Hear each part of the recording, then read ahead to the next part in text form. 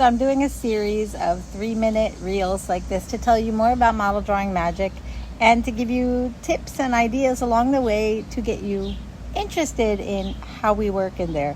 So model drawing magic is linked in my bio and discounted through the end of July. And there are 3 free lessons on the sales page that you can go and learn from right away. Well, what I want to talk to you about today, based on my years of teaching model drawing and fashion illustration and fashion design, as well as having studied the same, is that think about this. So you'll hear me talk a lot about dancing relating to drawing in many ways, because many students have had over many years tried to be very specific and tight and clean and pristine about minor details, tiny details from the beginning. And what I believe and what I know from my experience, to begin learning to draw, especially learning to draw the figure, the first thing we need to do is get into a completely different mindset.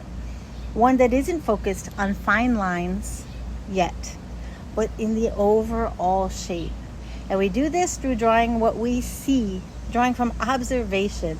I'll supply you with all kinds of figures that I've specifically curated for the purpose of learning. Standing figures, posed figures, to use my method to approach capturing the figure on the page while honing your own style and building your confidence, experience, and trust in yourself. But the thing is, before we get into the perfect ear, the perfect eye or lip, we have the whole figure, the holistic thing to look at.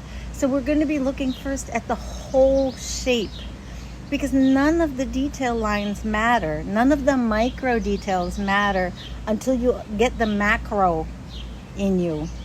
And that macro is the whole figure, head to toe, how it balances, where it's placed on the page, the size of the parts in relation to each other, which is what we call proportion. And while doing that, we explore art supplies that are not super precise. Things like oil pastels, charcoal, very soft pencils, things that we can start a sketch and then smudge our hand all over that paper so it becomes smoky and dark and more of a relaxed place. I always say, rather than, a lot of people are shy to dance in the bright lights, but comfortable dancing in the dark. We're going to start working in this open-ended, soft place. Go to the link in my bio